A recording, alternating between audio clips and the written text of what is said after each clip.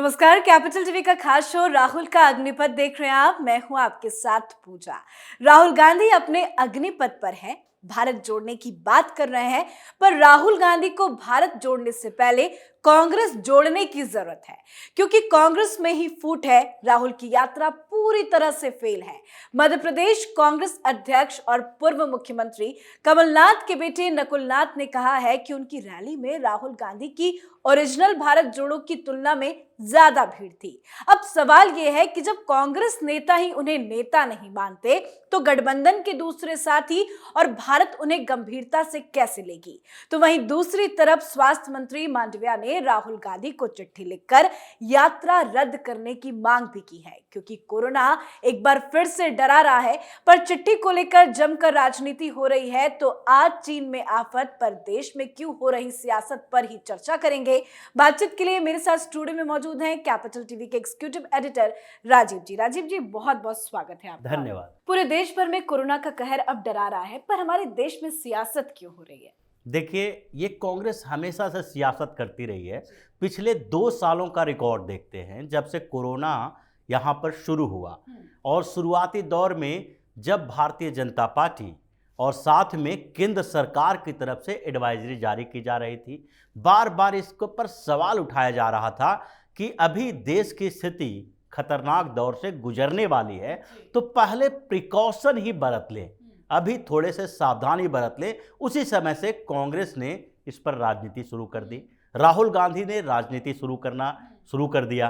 तो इसके बाद क्या हुआ, स्थितियां बिगड़ती गई, और जब इन लोगों ने स्थितियों को ज़्यादा बिगाड़ दिया, तो उसके बाद प्रिकॉशन की नहीं बल्कि स्टर्न एक्शन की ज़रूरत पड़ गई, और फिर कठोर तरीके से प्रतिबंध लगाया गया, बैन लगाया गया। फिर उसके बाद पूरे देश में जो प्रतिबंध लगाए गए अलग अलग तरीके से, एक तरह से अघोषित स्वास्थ्य आपातकाल लागू किया गया। तो उसके बाद कांग्रेस के हाथ में कोरोना के उस परेशानियों पर सवाल उठाने का एक मौका मिल गया कि कोरोना के समय में ये हुआ, कोरोना के समय में परेशानी हुई। जब यही राहुल गांधी और प्रियंका गांधी की बात कर रहे हैं, प्रियंका गांधी ने भी कोरोना के दौर में क्या किया था, जब दिल्ली उत्तर प्रदेश के बॉर्डर पर उत्तर प्रदेश में योगी आदित्यनाथ ने अपने लोगों को बाहर से आने की बात कही, दिल्ली से जब जाने लगा तो बसों की राजनीति शुरू हो गई कि बस अवेलेबल नहीं है। प्रियंका गांधी सड़क पर आ गई। कोरोना में भीड़ भाड़ जुटाने में इनकी बड़ी भूमिका रही है, और इससे फैला भी। तबलीगी जमात के मुद्दे पर भी इन लोगों ने जबरदस्ती समर्थन किया कि इन लोगों की जरूरत नहीं है, इन लोगों पर बैन नहीं लगाना चाहिए, जबकि कोरोना को फैलाने में सबसे अहम भूमिका रही थी उस समय तबलीगी जमात की। तो कोरोना के समय में अभी तक राजनीति करते रहे हैं, वैक्सीन से लेकर अब तक। और अब राहुल गांधी को एक एडवाइजरी जारी की गई है, निर्देश दिया गया। वो क्या निर्देश दिया गया अपने दर्शकों को पहले बता देते हैं। दरअसल केंद्रीय स्वास्थ्य मंत्री ने पत्र में भारत जोड़ो यात्रा से कोरोना फैलने के खतरे पर चिंता जताई है। उन्होंने पत्र जारी कर कहा है कि चूंकि कोरोना महामारी एक सार्वजनिक आपात स्थिति है, इसीलिए देश हित में भारत जोड़ो यात्रा को स्थगित करने पर फैसला लिया जा सकता है। राजस्थान में चल रही भारत जोड़ो यात्रा में कोविड गाइडलाइन का सख्ती से पालन हो, यात्रा से जुड़े लोगों को मास्क और सैनिटाइजर का उपयोग कराया जाए। इसके अलावा कोरोना की वैक्सीन लगवा चुके लोगों को ही यात्रा से जुड़ने की अनुमति देने की अपील की गई है। तो ये तो साफ साफ कह रहे हैं कि आप कोविड प्रोटोकॉल का ध्यान रखें, पर इतना ज्यादा क्यों बौखला गई है कांग्रेस? बिल्कुल यही बात है कि जबकि ऐसे समय में ये प्रोटोकॉल जारी किया गया है, जबकि कोरोना प्रोटोकॉल की जरूरत है। चीन तबाह हो रहा है, फिर से कोरोना का असर दिख रहा है। तो सरकार का ये मानना है कि पहले से आप थोड़ा सा प्रोटोकॉल का पालन कर लें, क्योंकि आप हजारों लोगों की भीड़ के साथ चलते हैं, उसमें हाथ मिलाया जाता है, लोगों से इंटरैक्ट होते हैं। तो ऐसे स्थिति में थोड़ा पालन कर लें कि एक ही बार विस्फोट ना हो, सामान्य तरीके से विस्फोट से बचने के लिए। लेकिन राहुल गांधी 9-10 दिन तक यात्रा स्थगित कर सकते हैं दूसरी वजह से। लेकिन जब इनसे अपील की गई है, ये कोई अपील है, ये ऐसा नहीं है कि ऑर्डर पास किया गया है, अपील की गई है, तो वो अपील को अपील की तरह ही जवाब देना चाहिए कि आपकी एडवाइजरी का ख्याल रखेंगे। और अब तो राजस्थान से यात्रा आगे बढ़ चुकी है, हरियाणा में, उत्तर प्रदेश में और 3 दिन के बाद यात्रा 9 दिन के लिए स्थगित होने वाली है। बाद में वेट एंड वॉच की नीति अपनाते कि बाद में अगर 3 जनवरी से शुरू होगी तो उसमें क्या क्या किया जा सकता है। लेकिन इनको एक मुद्दा बनाना है कि हमारे भारत जोड़ो यात्रा इतना सफल हो चुका है, मोदी सरकार डर गई कि मोदी सरकार डर गई, जबकि इनके अपने लोग इसकी पोल खोल रहे हैं। जैसे कि बात हुई नकुल नाथ की, कि अपने लोग ही बता रहे हैं कि भाई भारत जोड़ो यात्रा तो फेल है।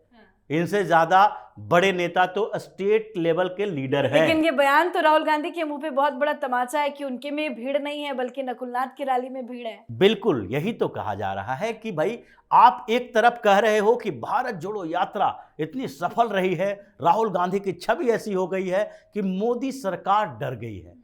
प्रधानमंत्री मोदी को लगने लगा है कि राहुल गांधी तो अब बड़ी चुनौती बन गए हैं, जबकि राहुल गांधी के पार्टी के छोटे छोटे नेता नकुल नाथ अभी तक मध्य प्रदेश की राजनीति में स्थापित नहीं हुए हैं।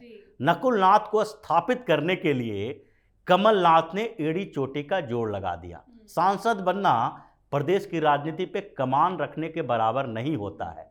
मध्य प्रदेश में पिछले 3 सालों से क्या चल रहा है? 2018 के चुनाव के बाद कांग्रेस को जीत मिली, कमलनाथ को सीएम बनाया गया।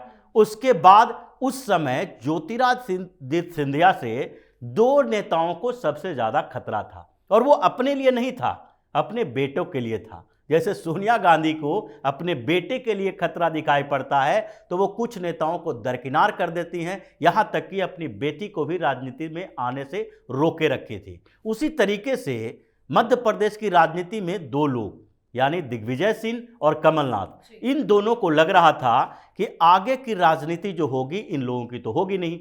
ये लोग तो अब रिटायरमेंट के एज पे आ गए हैं, तो इनके रिटायर होने के बाद अभी तो इनके जो बच्चे हैं वो इतने परिपक्व नहीं हैं और पैठ नहीं है, तो जब तक उनकी पकड़ है तब तक इनको संरक्षण मिल रहा है। लेकिन इसके बाद जब युवा नेतृत्व सामने आएगा तो ज्योतिरादित्य सिंधिया के साथ होगा, न तो नकुल नाथ के साथ होगा, न जयवर्धन सिंह के साथ होगा। इसलिए इन दोनों ने साथ मिलकर ज्योतिरादित्य सिंधिया के साथ कॉन्स्पिरेसी की। कमलनाथ को लगा कि अब तो सीएम बन गए हैं, दिग्विजय सिंह को लगा कि मेरा बेटा है जो इनके कैबिनेट में शामिल है, मंत्री बनाया गया है, तो इन लोगों ने उनको बाहर कर दिया। लेकिन इनका उल्टा दांव पड़ गया, सरकार गिर गई। अब कमलनाथ को लगने लगा कि अब मध्य प्रदेश की राजनीति में ही रहना है, वो प्रदेश अध्यक्ष बने रहे।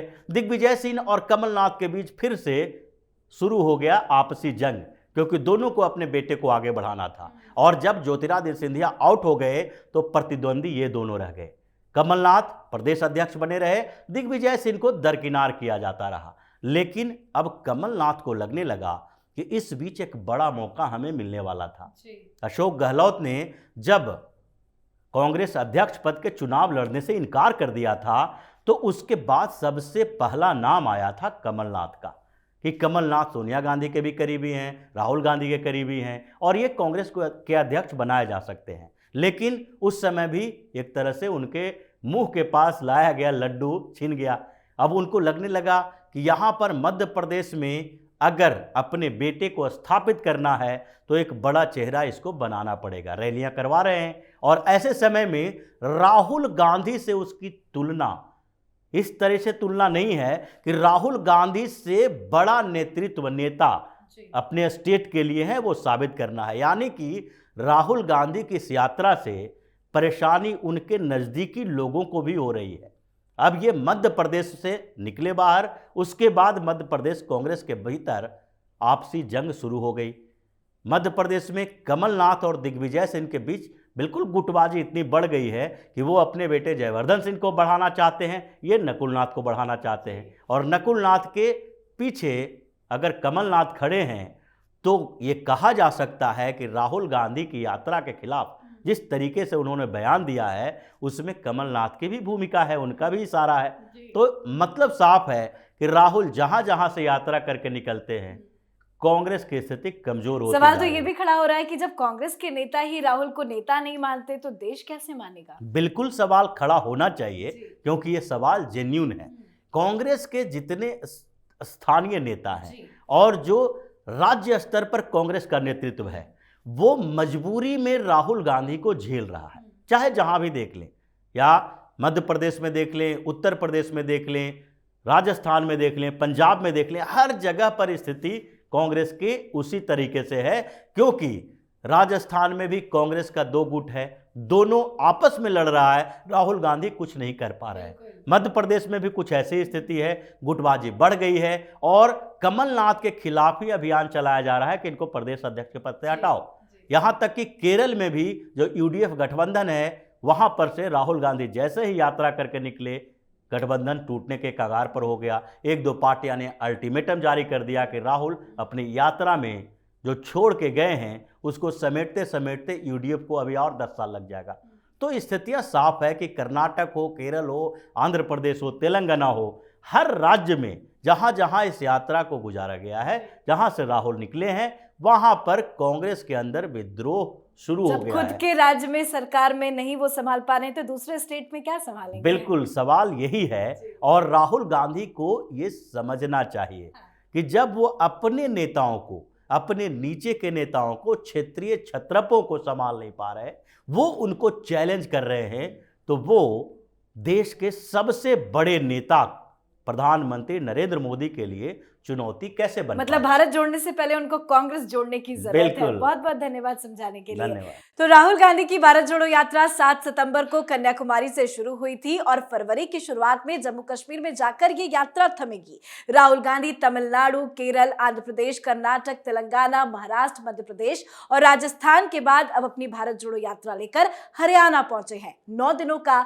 ब्रेक भी लेंगे, पर जहां जहां जा रहे हैं राहुल की यात्रा का जमकर विरोध हो रहा है। यहां तक कि कांग्रेस ही राहुल गांधी की यात्रा को सही नहीं बता रहे हैं, वो उनकी यात्रा से खुश नहीं है। राहुल गांधी की यात्रा को लेकर नकुल नाथ ये कहते नजर आए कि पूरे मध्य प्रदेश में राहुल गांधी की यात्रा में शामिल रहा जितनी भीड़ परासिया विधानसभा में है, इतनी भीड़ तो राहुल गांधी की ओरिजिनल भारत जोड़ो यात्रा में भी नहीं थी। ये बयान कहीं ना कहीं बताता है कि राहुल गांधी की भारत जोड़ो यात्रा पूरी तरह से फेल है। आप अपनी राय कमेंट करके जरूर लिखें। देखते रहिए कैपिटल टीवी। नमस्कार।